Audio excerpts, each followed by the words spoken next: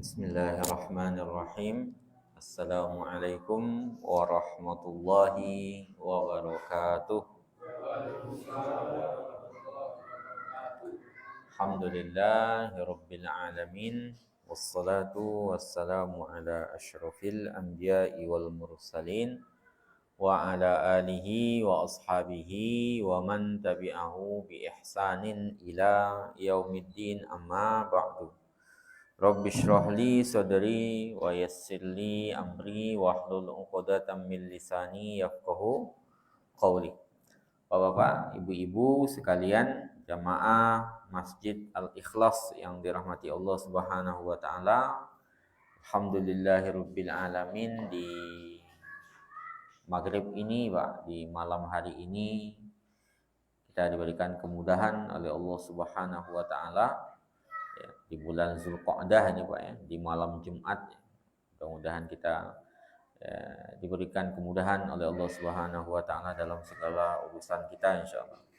Kemudian salawat dan salam pada Rasulullah sallallahu alaihi wasallam, pada keluarganya, para sahabatnya dan para pengikutnya sampai akhir kelak.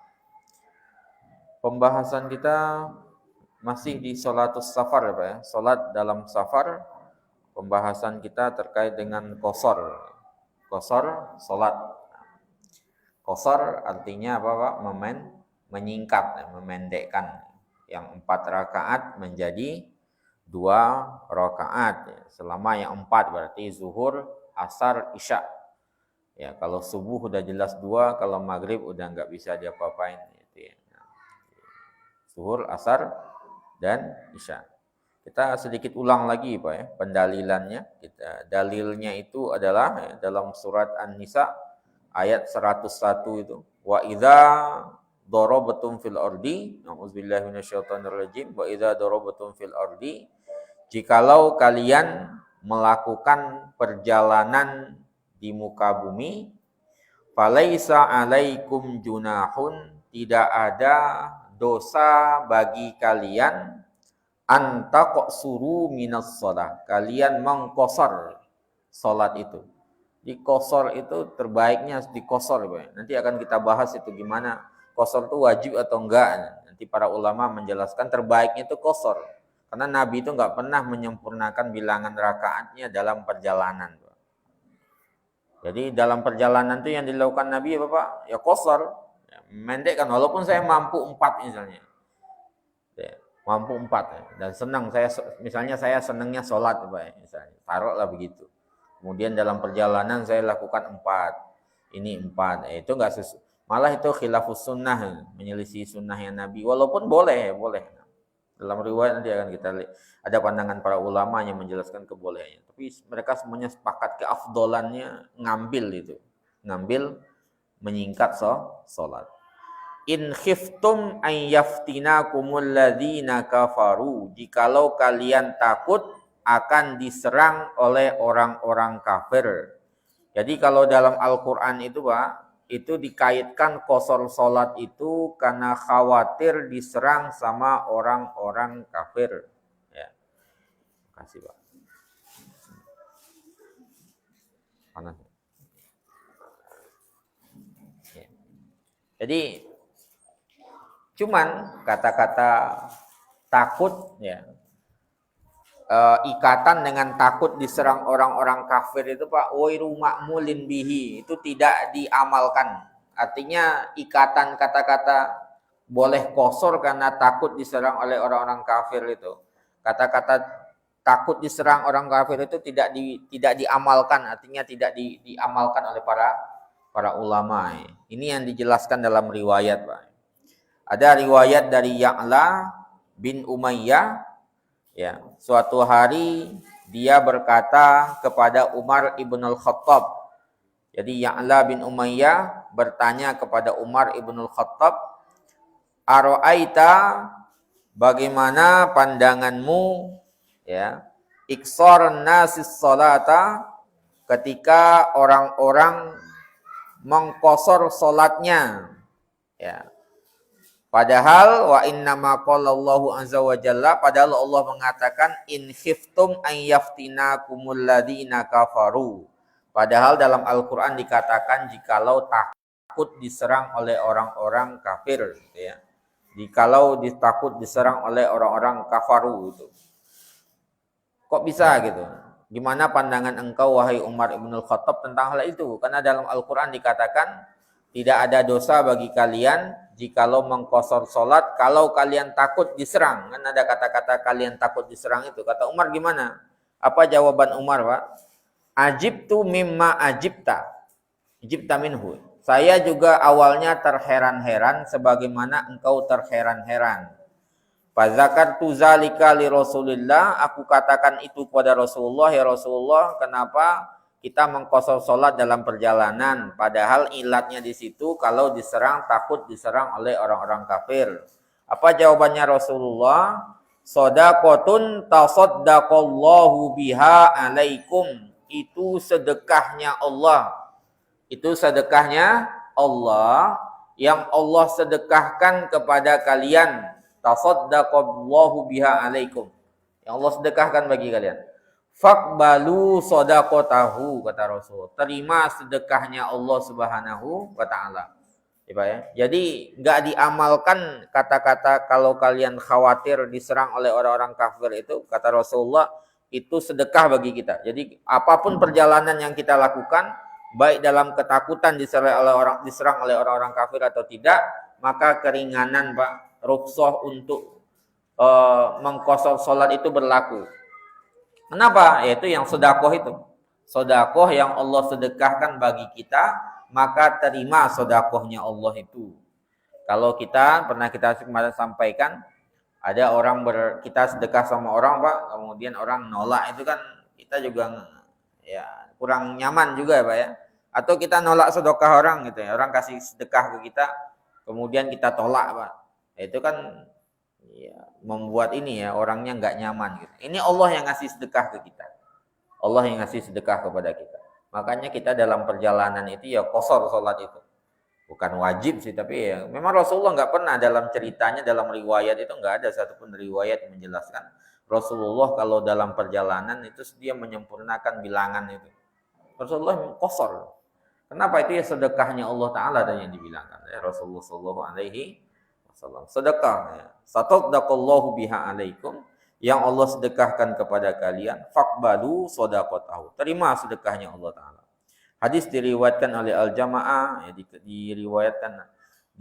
dan diriwayatkan dari Ibnu Jarir, dari Abi Munib Al-Kharshi, ya, bahwasanya dikatakan kepada Ibnu Umar terkait dengan wa idza darabatum fil ardi, kalau kalian melakukan perjalanan di muka bumi, ya, kemudian boleh, tidak ada dosa untuk mengqasar salat jikalau ya khawatir diserang oleh orang-orang kafir, ketika disebutkan juga kepada Abdullah bin Umar. Kalau tadi Umar bin Khattab ya, Pak. Sekarang disebutkan kepada Abdullah bin Umar ayat itu. Kemudian ada yang bertanya tadi, Pak, ya.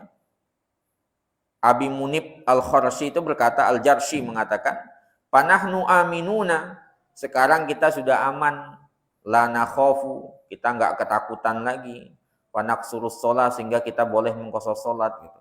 Memang masih boleh, kata orang tadi. Kemudian dijawab sama Ibnu Umar, laqad kana lakum fi Rasulillahi uswatun hasanah. Dalam diri Rasulullah itu ada teladan yang baik, kata Ibnu Umar. Jadi walaupun kita sekarang aman, tapi Rasulullah mengqasar salat walaupun dalam kondisi aman, enggak ketakutan dengan serangan orang-orang kafir. Maka kita meneladani Rasulullah dalam hal itu.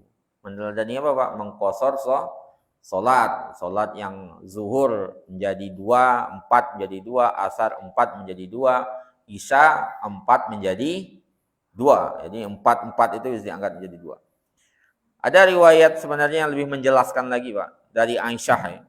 Aisyah radhiyallahu anha itu menjelaskan, qad furidatis salatu rakaataini bi Makkah.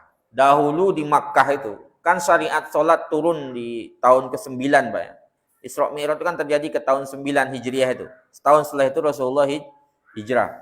Nah, di awal pensyariatan itu salat 5 waktu. Cuman kata Aisyah radhiyallahu anha, salat yang difardukan itu rakaataini 2 rakaat di Mekah itu, Pak.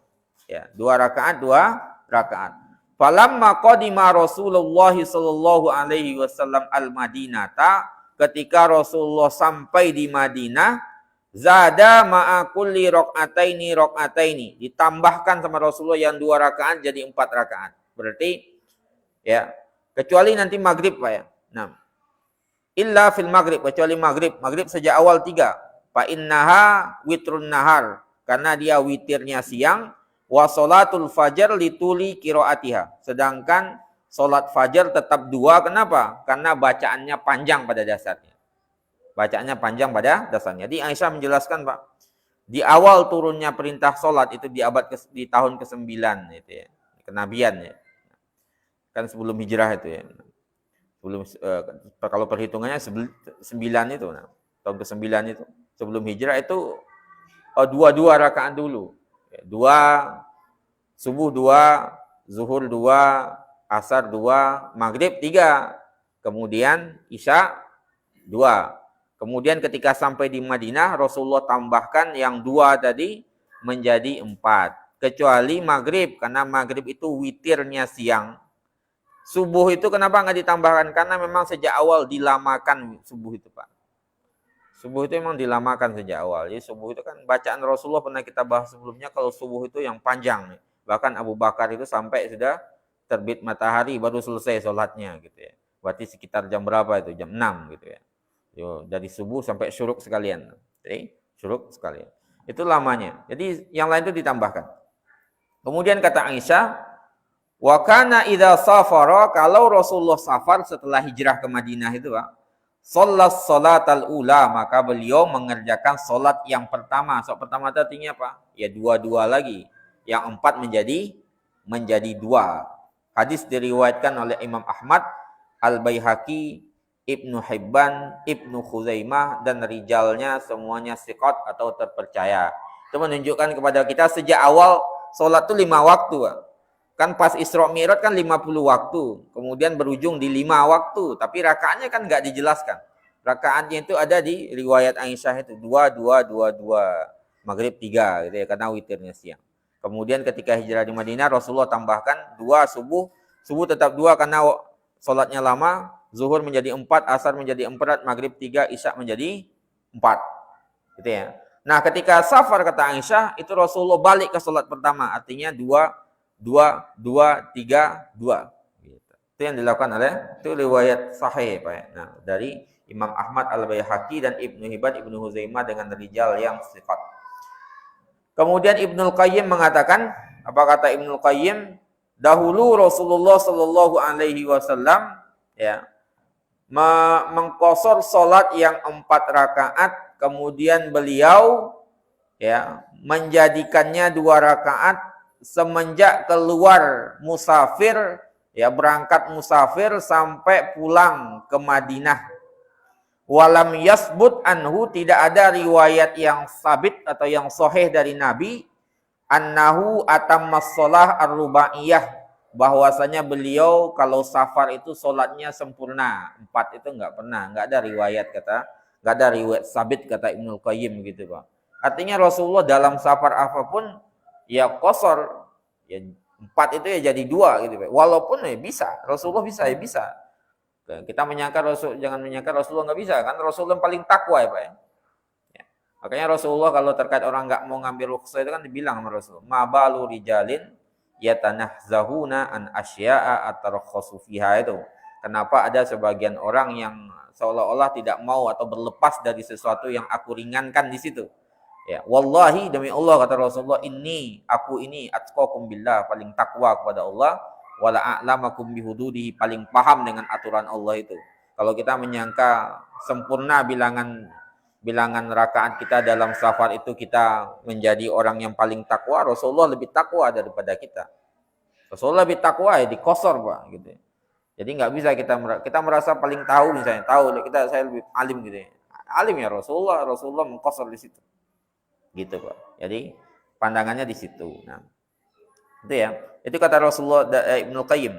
Walam yakhtalif fi dzalika ahadun minal ahimmah, kata Ibnu Qayyim, tidak ada seorang imam mazhab pun yang berbeda di situ.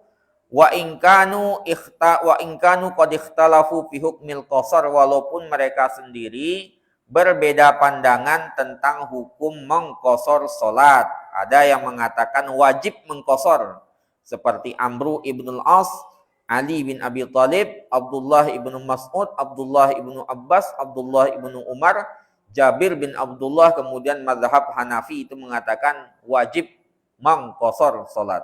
Malikiyah mengatakan qasar itu hukumnya sunnah muakkad, sangat-sangat dianjurkan, lebih muakkad dari jamaah ya. Jadi jamaah kan kita, kalau jumhur ulama kan sunnah muakkad ya, sebagian mengatakan wajib ya.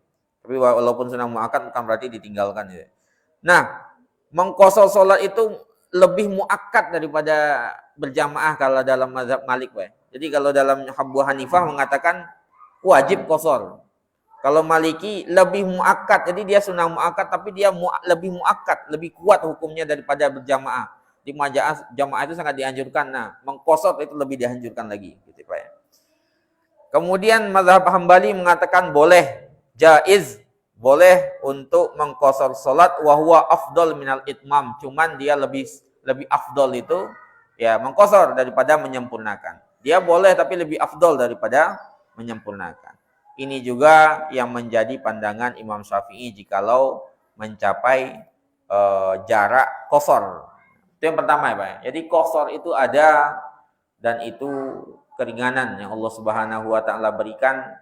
Tidak ada riwayat yang menjelaskan Rasulullah menyempurnakan jumlah rakaat salat ketika beliau bersafar. Sekarang kita lihat Pak tentang masafatul qasar. Jarak qasar.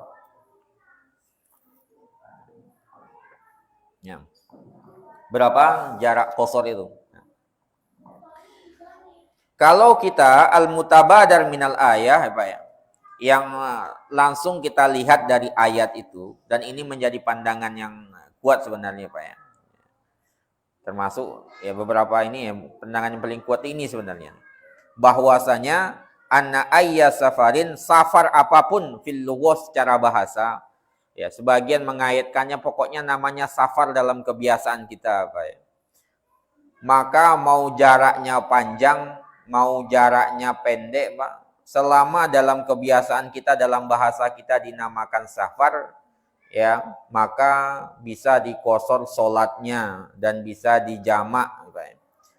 Kayak saya misalnya, ya, saya misalnya rumahnya dekat sini lah, atau Ustaz Andi misalnya, rumahnya kan dekat dari sini. Kan kalau ke masjid dia nggak menyebut saya mau safar ke masjid, kan nggak gitu Pak. Kan secara bahasa kan nggak begitu gitu. Kita kalau mau menyebut safar di sini kemana Pak contohnya? Ke Solo ya Pak ya? Atau kemana? Safar dalam kebiasaan kita Pak. Ya, atau ke Gunung Kidul kita di sini sudah menyebut safar. Ya, atau orang-orang dari Jogja ke Magelang udah menyebut safar mereka itu. Jadi balik kepada kebiasaan memang. Karena secara dalam ayat itu mutlak penyebutannya. Kalau jarak dekat nggak disebut safar Pak. Kalau saya ke pasar misalnya, pasar di situ misalnya, saya mau safar ke pasar kan nggak. Cuman bilangnya Bapak, saya pergi, ya, gitu ya. Sama lah kayak orang penyebutan mudik itu Pak. Dalam bahasa kita misalnya lebaran mudik gitu. Orang yang rumahnya cuma 1 kilo dari sini kan nggak nyebut dari sini. Saya mau mudik dari sini, habis ini mau mudik, habis tarawih mau mudik ke rumah, itu kan nggak mudik namanya. Memang udah pulang ke rumahnya tiap hari Pak ya. Nah, kalau saya misalnya mudik ke Jakarta masih diterima gitu, atau mudik ke Jawa Tengah atau kemana itu masih diterima. Itu namanya kebiasaan bahasa Pak. Nah safar juga begitu, karena bahasanya mutlak. Kalau kita lihat nanti riwayat itu, Rasulullah itu paling minim dalam riwayat sahih itu pernah berjarak cuma 1 kiloan saja, satu mil ya. Berarti sekitar 1,7 kilo. Itu beliau sudah mengqasar dalam ada riwayat itu. Dalam riwayat lainnya 1 farsakh berarti 3 mil. berarti sekitar 5 sekian. Makanya ada orang-orang Muhammadiyah itu kadang-kadang yang cuman dari Magelang ke Solo ke Jogja itu mereka sudah mengkosor gitu. Ya karena memang mutlak secara bahasa itu. Bahkan dalam riwayat itu ke pinggiran Madinah itu para sahabat dahulu itu udah mengkosor sholat itu. Nah, kita lihat riwayatnya. Lihat riwayatnya.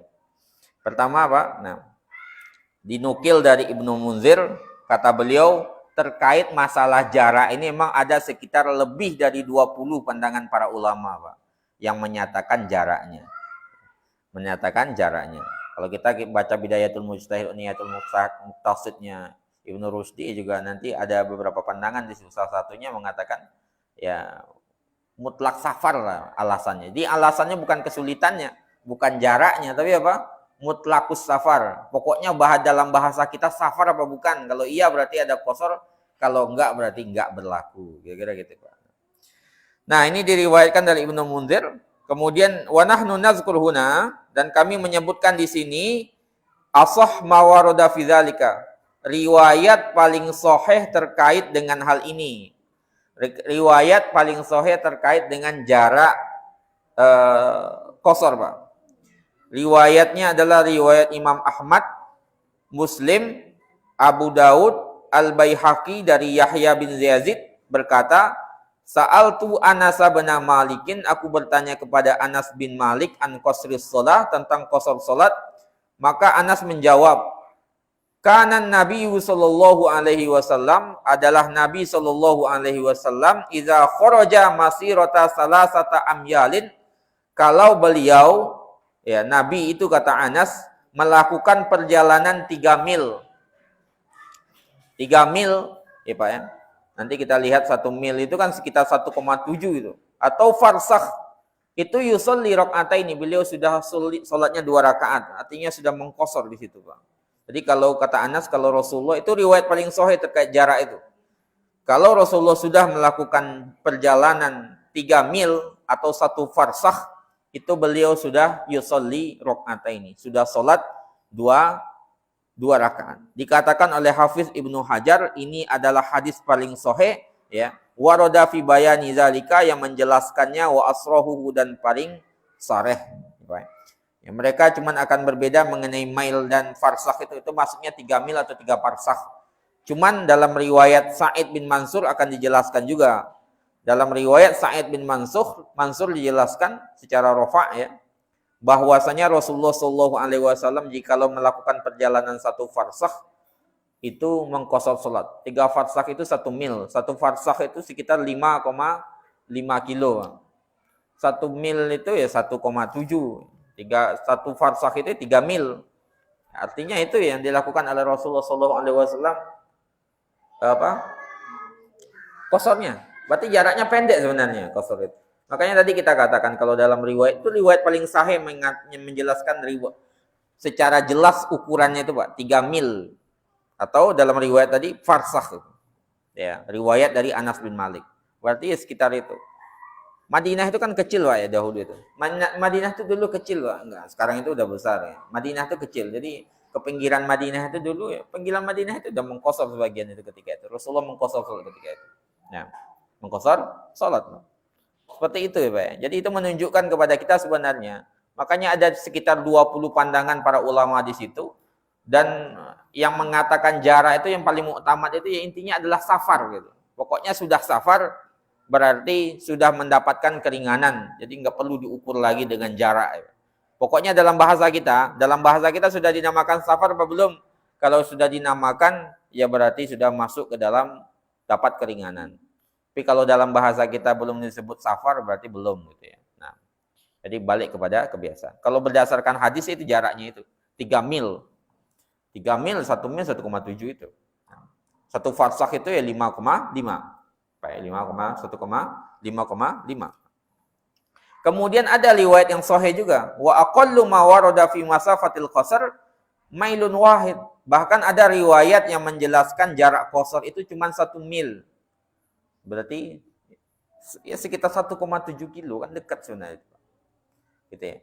Makanya para ulama berbeda dalam hal itu karena berbeda-bedanya pandangan itu. Nah, sangat dekat sekali. Diriwayatkan oleh Ibnu Syaibah dengan isnad yang sahih dari Ibnu Umar. Ya. Dan inilah pandangan Ibnu Hazm. Jadi Ibnu Hazm pandangannya begitu. Jarak 1 mil itu udah bisa kata beliau. Nah, dan beliau ya waqala muhtajjan ala tarkil qasar fi maduna al-mail. Kalau kurang 1 mil baru enggak mau qasar dia. Tapi kalau udah 1 mil qasar. Itu Ibnu Hazm berdasarkan riwayat dari Abdullah Ibnu Umar. Rasulullah pernah ke Baqi, Pak. Baqi itu enggak sampai 1 mil, enggak sampai 1 kilo dari rumahnya Nabi. Ya beliau enggak qasar. Cuma kalau lebih dari 1 mil, dari 1,7 beliau berqasar. Ini menunjukkan kepada kita tentang hal itu, Pak. Ya, jadi yang menjadi ukuran kita apa untuk qasar itu? Yang dalam bahasa kita sudah masuk ke dalam kategori apa? Kategori qasar, safar, maka ya udah itu kita ini. Jadi karena jarak itu berbeda-beda, Pak. Kalau dalam riwayat Anas itu tadi, itu yang paling dipertanggungjawabkan kata Ibnu Hajar itu 3 mil 1 farsakh. Ya, karena 1 farsakh itu 3 mil. Bahkan ada riwayat yang menjadi pegangan sahih dari Abdullah Ibnu Umar, ya cuman 1 mil itu sudah diqasar. Ya. Makanya itu berbeda-beda itu yang ada 20 pandangan. Makanya yang jadi pandangan paling kuat di situ, yang bisa kita jadikan pegangan adalah intinya dinamakan safar dalam bahasa kita. Kayak kita ke Magelang atau kemana, atau ke Solo misalnya, kita sudah menamakan itu safar berarti sudah diqasar. Tapi kalau kita cuman ke sini, dari sini ke Ring Road misalnya, atau ke cuman kota Jogja, itu nggak safar kita namakan. Biasalah bolak-balik gitu, berarti nggak usah diqasar. Walaupun jaraknya mungkin lebih dari 1 mil, Pak ya. Lebih kan lebih dari 1 kilo, Pak ya. Cuman makanya balik kepada kebiasaan kita dalam penyebutan safar. Kayak kita ke Semarang itu rasanya udah jauh, atau naik ke Gunung Kidul rasanya udah jauh, berarti diqasar udah. Gitu ya, Pak ya. Ke situ baliknya. Ke situ balik, karena pendapat banyak sekali terkait dengan hal tersebut ya Pak ya. Kemudian Pak ya, di sini kita lanjutkan penjelasannya lagi terkait dengan al-maudhi' ya, tempat alladzi yuqassar minhu ya. Tentang kapan diqasar salat tersebut. Ini panjang masalah perdebatannya, saya lampaui saja, agak banyak perdebatannya di sini, Pak. Kita masuk ke tempat al-maudhi' alladzi yuqassar minhu. Kapan mulai kita mengqasar? Tempat dimulainya qasar tersebut. Jumhur ulama berpandangan, Pak, ya. Ya. Zahaba jumhur ulama berpandangan ila anna qasras salati, bahwasanya mengqasar salat yusra' disyariatkan bimufaraqatil hadar wal khuruj minal bilad, ketika dia meninggalkan kampungnya itu Pak, keluar dari negerinya ya, keluar dari negerinya. Wa anna dzalika syarat, dan itu adalah syartun wala yatimmu hatta yadkhul awwala baitiha, dan tidak menyempurna kecuali masuk di awal pintu rumahnya, rumah pertama dari kampungnya Pak. Jadi kayak di sini ya, kita kapan mulai mengqasar ya, ketika kita keluar dari gerbang pertama dari kampung kita ini Pak. Kayak sini misalnya kampung apa, kita kampung RT misalnya Pak. Keluar dulu dari kampung sini, jadi nggak bisa mengqasar langsung dari rumah ya Pak. Jadi jangan mengqasar sholat dari rumah. Saya berniat perjalanan kemudian langsung mengqasar sholat dari rumah, enggak. Walaupun ada satu lagi pandangan para ulama sebagian membolehkan itu, tapi pandangan yang paling kuat itu Pak, kita keluar, tinggalkan dulu kampung ini. Misalnya saya di sini, ya saya berangkat sebelum inilah, atau pas sebelum zuhur misalnya, atau pas zuhur berangkat, sampai keluar dari gerbang itu, atau kira-kira keluar dari kampung ini, nah itu mulai itu bisa mengqasar. Nanti qasarnya di jalan aja, mulai mengqasar di jalan. Ya di jamak misalnya, di jamak qasar di waktu zuhur, tapi jangan di rumah, keluar dulu dari kampung sini. Sebagaimana kapan kita mulai bisa menyempurnakan bilangan, nggak boleh qasar lagi ketika sudah masuk di rumah pertama di kampung ini. Mana ukuran kampung di sini Pak? Kemudian masuk rumah pertama berarti nggak ada lagi qasar. Yang bisa Pak jamak lagi setelah itu. Jadi misalnya kita melakukan perjalanan, kita sebenarnya dapat qasar gitu. Cuman kita pengen nanti sholatnya di rumah aja. Kalau sudah sampai rumah nggak qasar lagi namanya. Tapi apa Pak? Jama'. Ya misalnya saya dalam perjalanan, di perjalanan tuh masih maghrib, ya udah nanti tunda sampai isya aja misalnya. Ya. Kemudian nyampe di rumah itu berarti nggak bisa dikosor isyanya, karena sudah masuk ke dalam wilayah sempurna kita. Sudah sampai di wilayah kita, artinya ya maghribnya jadi 3, isyanya menjadi 4. Tapi kalau kita sholat dalam perjalanan sebelum masuk rumah pertama kampung ini, ya berarti kita bisa sholat maghribnya 3, isyanya menjadi 2 gitu. Jadi patokannya kampung, gerbang negeri, masuk negerinya itu, kampungnya itu. Tidak boleh mengkosor dari rumah. Saya niat safar, kemudian saya kosor dulu di rumah. Enggak, jangan. Kalau mau kosor nanti di jalan aja. Jadi di jalan. Jamak kosor atau cuman mengkosor saja juga boleh sebenarnya. Itu Pak ya. Jadi yang menjadi pandangan di situ adalah hal tersebut. Dikatakan oleh Ibnul Munzir, ya, Ibnul Munzir mengatakan apa Pak? Wala a'lamu, ya, saya tidak mengetahui anna Nabiyya sallallahu alaihi wasallam, ya, bahwasanya Nabi sallallahu alaihi wasallam qasara fi safarin, mengqasar di dalam safar, min asfarihi, dari safar-safar yang beliau lakukan, illa ba'da khurujihi minal Madinah, kecuali setelah beliau meninggalkan Madinah. Jadi keluar dulu beliau dari Madinah, baru biasanya beliau mengqasar kalau melakukan perjalanan. Anas bin Malik mengatakan, Sholaitu zuhra ma'an Nabi sallallahu alaihi wasallam bil Madinah arba'an. Aku salat zuhur bersama Nabi 4 rakaat di Madinah, ya. Wa bi Dzulhulaifa rakaataini. Kemudian di Dzulhulaifa rakaataini. Dzulhulaifa itu kan mikotnya ahlu Najd, ya, penduduk Najd, ya. Di Dzulhulaifa udah keluar barulah beliau salatnya 2 rakaat. Ketika di Madinah masih 4 rakaat. Artinya keluar dulu dari kampung ini, dari kota ini, baru kita mulai melakukan qasar. Kemudian yang berikutnya Pak, masalahnya mata yutimul musafir. Kapan musafir menyempurnakan bilangan salatnya, Pak ya? Musafir yaksurus salata, mengqasar salatnya madama musafiran, selama dia musafir. Jadi berapa lama berlaku qasar itu Pak? Nah ini juga menjadi perbedaan nanti. Karena dalam riwayat itu Rasulullah berada ketika Fathu Makkah 19 hari. Dalam riwayat lain itu 18 hari di Mekah, ketika Fathu Makkah itu, penaklukan Mekah, itu beliau mengqasar terus. Ya. Dalam riwayat lainnya Anas bin Malik itu, Abdullah bin Umar pernah ke Azerbaijan itu 6 bulan malah qasar terus beliau itu. Nanti akan kita lihat riwayat itu. Makanya yang menjadi patokan nanti apa? Selama memang kita masih ada kebutuhan yang kita bisa pergi kapan saja, selesai masalahnya langsung pergi, nggak pakai istirahat dulu, berarti kita masih dianggap dalam kondisi safar. Nah, ya. Walaupun nanti para ulama, karena terutama dalam mazhab ya Pak ya, karena nggak jelas batasannya itu, ya, sebagian nanti membatasinya dengan waktu, seperti Imam Ahmad membatasinya dengan 4 hari. Kalau Abu Hanifah nanti membatasinya 15 hari. Pak ya. Tapi kalau secara mutlak, kalau kita lihat riwayat itu Pak ya, itu macam-macam. Nah. Kita coba lihat di sini riwayat itu.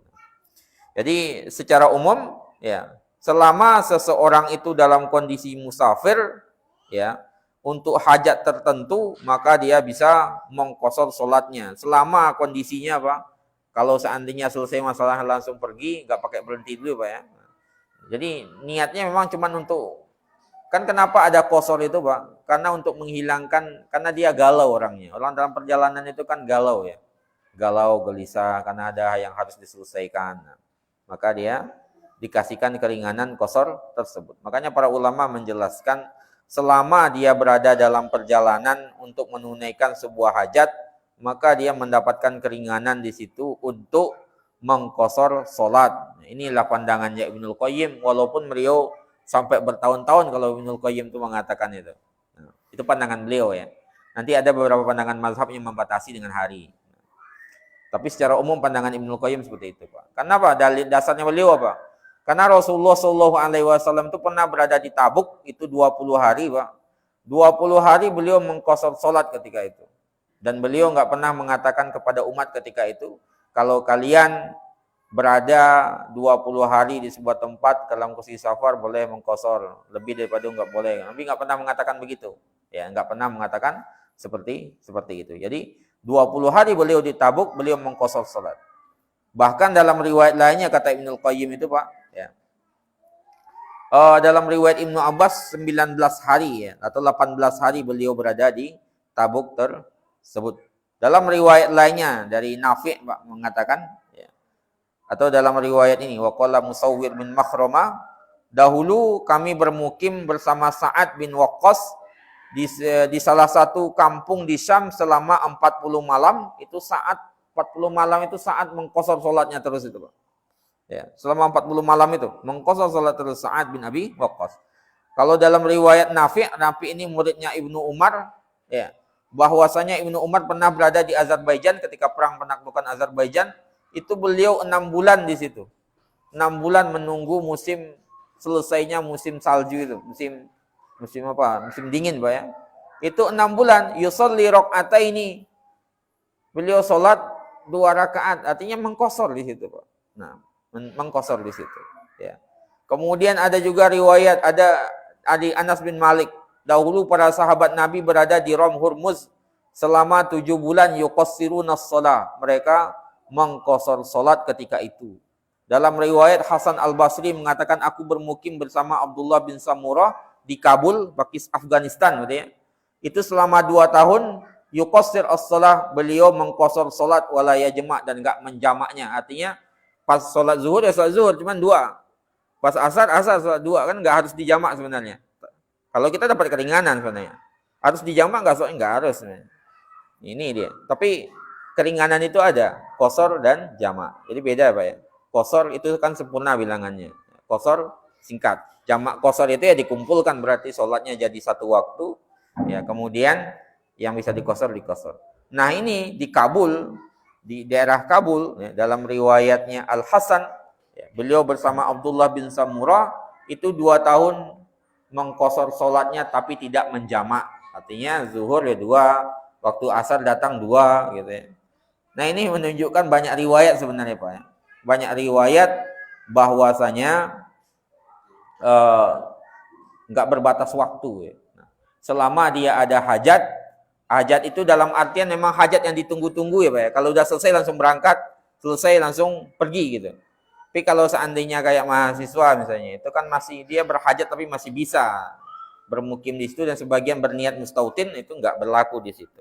Itu pandangan secara umum dari Ibnu Qayyim. Tapi kalau kita balik ke mazhab, itu sebenarnya mazhab menjadi solutif ya, Pak. Mazhab itu lebih menentukan waktunya. Seperti dalam mazhab Imam Ahmad bin Hambal. Mazhab Imam Ahmad bin Hambal mengatakan, jikalau seseorang berniat bermukim selama 4 hari, ya saya kayak misalnya ke saudara saya Jakarta 4 hari misalnya, Pak. Ya. Itu kata Imam Ahmad itu sudah menyempurnakan. Ya, kalau di bawah 3 hari, ya berarti dia bisa mengqasar. Ya, kalau 4 hari berarti sudah tidak. Itu dari riwayat Imam Ahmad. Cuman apa dalilnya? Enggak ada dalilnya di situ. Kalau berdasarkan dalil bahwasanya 3 hari 3 malam itu kan terkait dengan, enggak ada hubungannya dengan safar, itu kan kaitannya dengan mengusap sepatu, itu dibolehkan itu. Bagi orang yang safar boleh 3 hari 3 malam, tapi enggak ada kaitannya dengan safar kata Imam Ahmad di situ pandangan beliau. Makanya beliau mengatakan 4 hari tapi enggak ada dalilnya. Dalilnya apa ya? Ya pertimbangan saja. Nah, pertimbangan saja. Makanya Imam Hanafi, ya, kalau Imam Hanafi itu mengatakan Abu Hanifah berpandangan jika lo berniat iqomah 15 hari saya niat, Pak, saya pengen ke Jakarta ke rumah saudara 15 hari kalau dalam mazhab Abu Hanifah, yaitu ya sempurna. Kurang dari 15 hari, ya berarti boleh mengqasar gitu ya. Itu pandangannya beliau gitu ya. Itu pandangannya beliau. Makanya perbedaan banyak di sini, Pak. Yang menjadi patokan kita apa? Yang menjadi patokan kita itu ya kita ngambil standar minimalis dari Imam Ahmad itu. Kalau sudah bermukim, niat bermukim 4 hari ya biar nggak mengambang kemana-mana misalnya. Kita nggak kelihatan mempermudah-mudah juga. Ya kita ambil pandangan Imam Ahmad itu. Ya, 4 hari 4 malam kita berniat mukim, ya udah kita sempurna. Kalau di bawah itu ya kita ini Pak ya, boleh mengqashar. Karena banyak sekali dalilnya tadi itu kayaknya. Kalau Ibnul Qayyim berdasarkan ini, ada hajat apa enggak? Selama dalam masih ada hajat di situ, masih dalam kondisi safar, menunggu sesuatu ya Pak ya. Menunggu sesuatu. Ada sesuatu yang ditunggu, misalnya seseorang berobat ke Jogja. Di Jogja niatnya ya berdasarkan kata dokter sekitar 20 hari. Berarti dalam 20 hari itu dia boleh mengqashar. Boleh mengqashar. Bahkan kalau seandainya diambil pandangan itu bertahun-tahun ya, kalau kayak mahasiswa misalnya yang sejak awal niatnya memang nggak mau mukim di Jogja, pengen balik ke kampungnya, berarti kan bisa dia 4 tahun itu, karena sinin dalam pandangannya Ibnu Qayyim itu yang makanya sebagian mazhab tuh membatasinya itu, membatasinya biar nggak terlalu nanti terlalu lebar kemana-mana ya Pak ya. Nah, makanya kita mengambil pandangan Imam Ahmad itu yang paling minim gitu ya. 4 hari, ya udah kalau udah 4 hari kita di situ ya udah kita sempurnakan. Kalau di bawah itu ya udah kita qashar ya. Kalau Abu Hanifah kan 15 hari, itu kan terlalu banyak juga ya. Kira-kira gitu Pak untuk jalan keluar. Kemudian yang berikutnya adalah salat tatawwu' dalam safar. Boleh enggak salat tatawwu' dalam safar? Ya. Salat tatawwu' dalam safar atau salat sunnah dalam safar itu jumhur ulama mengatakan, yang jumhur ya Pak ya, jumhur ulama mengatakan bahwasanya tidak makruh mengerjakan salat sunnah bagi orang yang mengqashar salatnya dalam safar, baik sunnah-sunnah rawatib maupun selainnya. Itu pandangan jumhur ulama ya. Berdasarkan riwayat dari Bukhari Muslim, Nabi Shallallahu Alaihi Wasallam ightasala fi baiti Ummu Hani, bahwasanya Nabi itu mandi di rumah Ummu Hani ketika Fathu Makkah, kemudian beliau sholat 8 rakaat. Sholat 8 rakaat itu apa ya? Sholat duha itu. Ya, sholat duha yang beliau lakukan. Dari riwayat Ibnu Umar bahwasanya Nabi Shallallahu Alaihi Wasallam kana ya yusabbih ala zahri rahilatihi haitsu kana wajhahu wa yumi bi ra'si. Yusabbih di sini artinya adalah salat ya. Beliau salat di atas kendaraannya kemanapun diarahkan oleh kendaraannya itu, dan memberi isyarat dengan kepalanya. Itu salat sunnah artinya.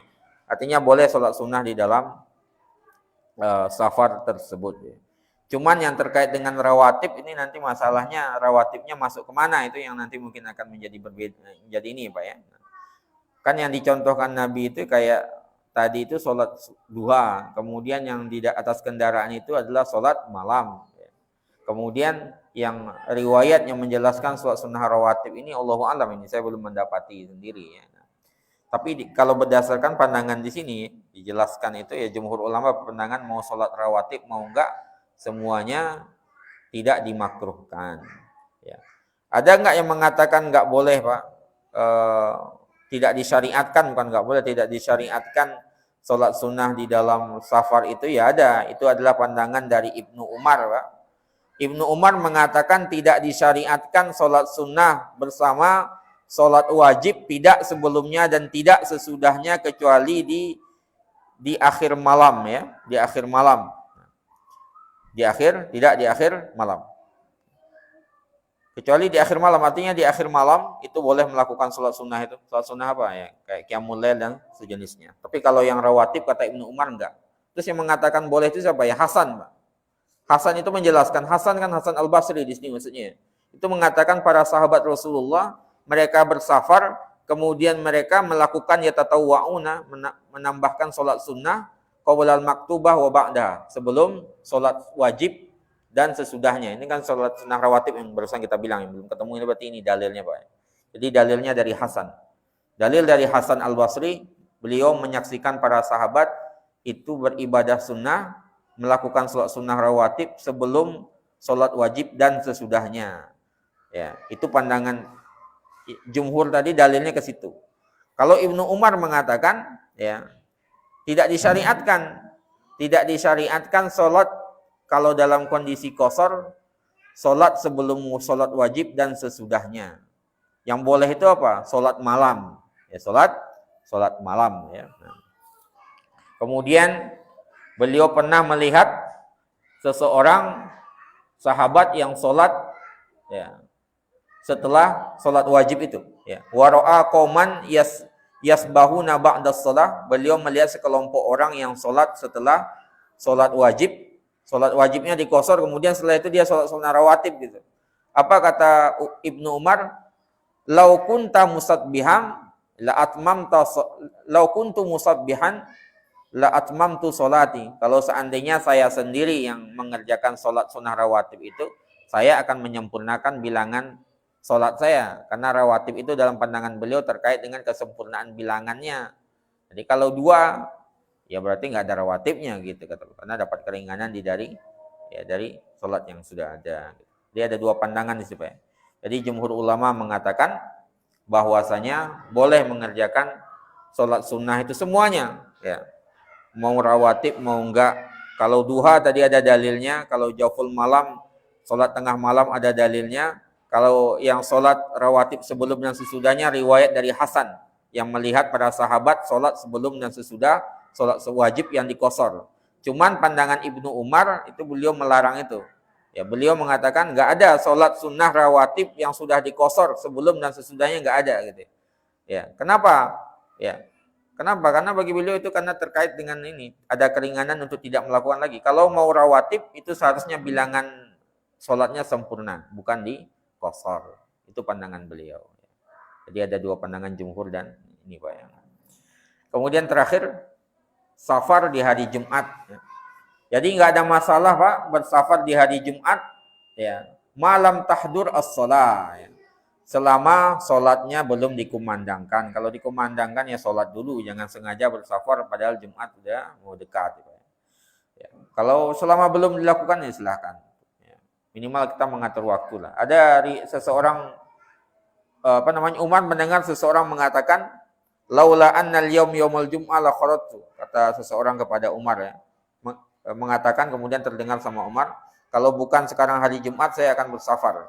Kata Umar ya ukhrut, ya safar saja kata Umar. Fa innal jumu'ah, karena hari Jumat itu la tahbis ya an safarin, tidak menghalangi untuk bersafar. Cuman jangan pas waktu Jumatan itu ya. Ya bersafar itu sebelum waktu Jumat.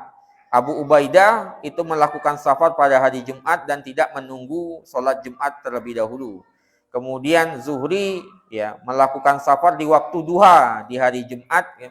Kemudian dikatakan kepadanya tentang itu kan nggak boleh gitu dikatakan ke beliau. Kemudian beliau mengatakan inna nabiyya sallallahu alaihi wasallam safara yaumul jum'ah, kata Abu Ubaidah. Nabi sendiri juga safar pada hari Jumat. Intinya jangan pas azannya Pak ya. Pas azannya kita baru safar, jangan. Sebelum itu nggak ada masalah. Waktu duha nggak ada masalah. Duha Jumat kita safar nggak masalah. Yang penting jangan pas azan, udah jelas sudah azan, kemudian kita sengaja safar. Kita mau lari dari kewajiban Jumat ya jangan. Itu dihindari. Itu yang kita bahas Pak, terkait dengan sholat sunnah qasar ya. Jadi ada keringanan bagi kita untuk mengqasar sholat. Itu kita ambil Pak. Ya. Walaupun kita mampu untuk menyempurnakan ya kita ambil qasar itu. Karena itu yang dilakukan oleh Nabi SAW. Beliau nggak pernah menyempurnakan bilangan dalam safar. Jadi 2, 2, 2. Kecuali maghrib ya Pak. Kita cukupkan demikian, kita tutup dengan doa kafaratul majelis. Subhanakallahumma wa bihamdika asyhadu an la ilaha illa anta astaghfiruka wa atubu ilaik. Assalamualaikum warahmatullahi wabarakatuh.